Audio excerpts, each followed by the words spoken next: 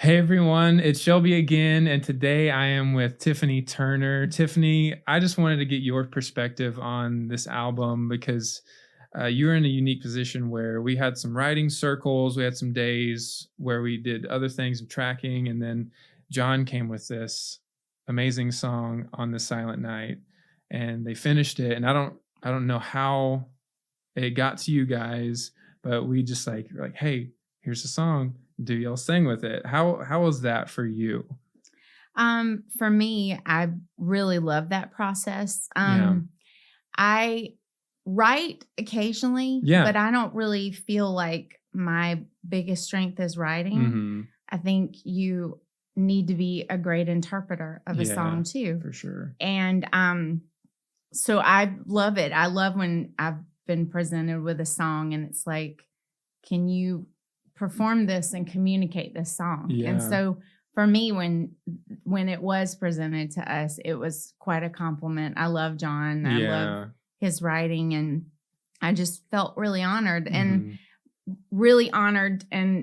just excited to be able to do something and collaborate again with Lee because, you know, we're married, but then in our basement we have a studio and it's just fun to be able to work on things together. We really enjoy it and we work well together. Yeah, that had to have been fun and a fun process to work on that track together, but also to see him mix the entire album. What was it like for you to hear him kind of do his thing as you were upstairs, maybe doing whatever? What was that like for you? So I work from home most of the time, and it really never disrupts what I'm doing. I'm constantly on virtual meetings and on calls, but often I can hear also what he's working on and just enjoy it. I mean, it's nice background music. Yeah. But it was really cool because he came upstairs during part of the process and Lee, for a lot of it, mixed it. And that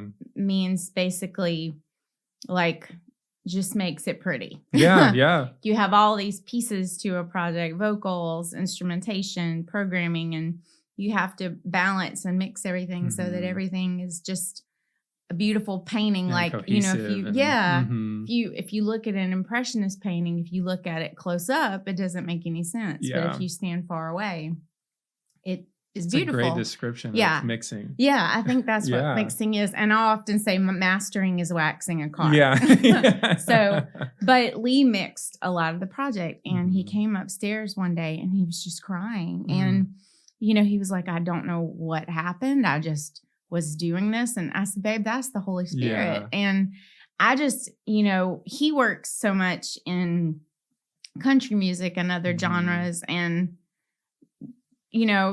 I believe God can speak through anything, but it was really cool that day to have him come up and just be so touched by what he was doing down there. And it wasn't even the song that we're talking about. It was one of the other songs, but I was also just really excited that our church asked us again to be a part of that. Yeah. And that's not just, a project. That's our relationship with God, our relationship with our community, and being able to be vessels to speak into somebody's heart and life through music, and be able to do it with all of y'all. It's something really special. Yeah. It was great having y'all over to the house. Yeah, it was really fun. When we did vocals, and just, I don't know, it's a special thing to be able to be a part of it. And it's, with our first album, Awakening, we did the same thing where we had, a lot of featured songs with all of us, and we had everybody kind of do everything. And this was a little different where, Brent kind of did a lot of the bulk of a lot of the mixing and a lot of the instrumentation too. He did a lot of that, but this one is unique, and I'm playing guitar and he's adding all his extra everything, and we still have all the feature vocalist. And I mean, it really is just like a family, like all of us. And so the project started out so small. It's let's do I can't even remember. I think it was a four song EP. We're EP. And it's no, we can't do that. We just kept writing and getting more ideas, and the project expanded. It's okay, so no, Lee and Tiff are going to do this song. Cremaine, how about arranging that? It just creativity in this group and the trust and the love, it just expanded to what it is today. And it's just, it's an honor to be a part of it. And this album is really good at capturing us as a whole, but also as individuals as well. Like, I think On This Silent Night with you and Lee is such a great representation of you guys. And like all, like Silent Night with Jenny, it's so like jazzy and everything and very like singer songwriter kind of thing. And that's so her. So it like really touches to all of our giftings, but also some of our maybe like personal tastes, and it kind of in each song lets you get to know us a little bit better and some of our tastes. So Tiffany, tell me some of like your background. Like, when did you first start singing? My gosh. My mom has cassette tapes of me at like 4 singing along with jingles. Yeah. But I know, and think she still has all of them. But my very first public like performance, I was 6. Oh. It was a little festival in the town near where I grew up, and I sang Somewhere Over the Rainbow. Oh. And I honestly remember at such a young age connecting, making people happy with singing. And I really loved that. Yeah. And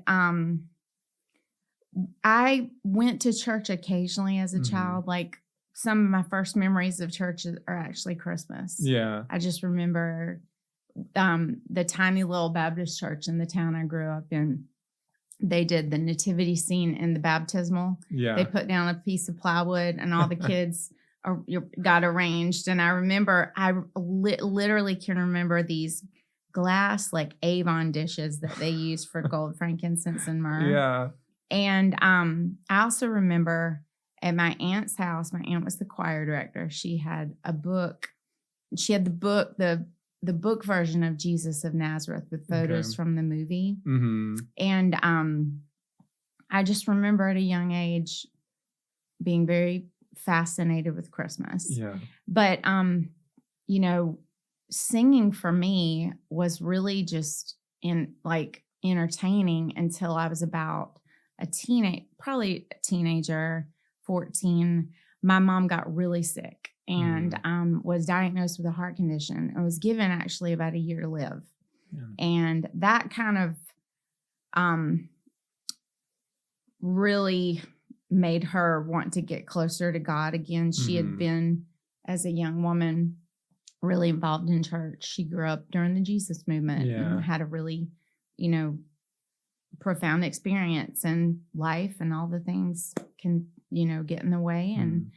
But that experience made my mom turn back to the Lord, and we started going to church, and we had a youth choir. So what did I do? I started singing in church. Yeah. And then, and that actually led into me going to college on scholarship and performing with a group, and then being in contemporary Christian for a while as an artist. Yeah. And, and when I really made that decision to give my life to Christ,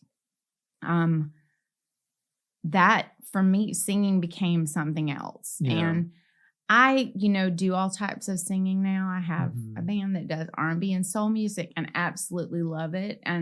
But my heart is, I love to lead worship and sing about the Lord. Like that for me, as much as I love everything else, there's nothing like that. And I've had some of the most profound experiences of my life when you're singing and that there's absolutely nothing that you're doing on that stage. Like you literally could walk off that stage at that moment, because the Lord is he's all over it. He's all about it. And really for me, like, honestly, as much as I love everything else that I get to do with music, there's nothing better than when I have somebody at our church comes up and says, the Lord really spoke to me when you sang today. That's why I know that's why God gave me the voice, and that he gave me, and he can use it in any type of song, in any type of setting. Yeah. But when it's when it's really leading worship and worshiping and people just having that experience, you know, and my voice is able to be a part of it. And I love that. That's home for me. But yeah, singing for me started as long as I can remember. Yeah. I mean, I've been singing. I love that. I love that. I didn't start until I was probably in high school. I was too shy to do all that. So I'm still learning a lot. But so in this place at Providence, there is already such a deep worship culture. And I don't know about you. I know we led worship together just yesterday. But I really feel like it is like coming alive, like really alive. And so with this new Christmas record, I know that's, you know, a season specific project, things like that.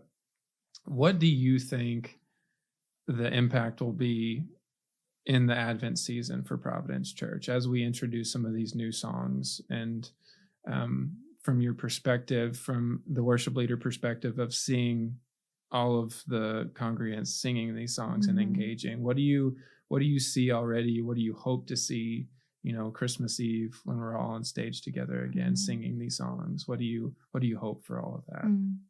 I feel like this time of year, like I can remember being a little girl, in particular, like I remember Christmas Eves where my dad would be taking me home to my mom's and I would be looking out the front car window at the stars, not even realizing, you know, probably at even that point, my heart was longing for God, you know, but I can remember reading the Christmas story and just looking out and that wonder, like, you know, that Christmas brings. And I think we're never too old to have that wonder about the miracle it was. You think about the way he came and in our world right now, we need wonder. We need hope.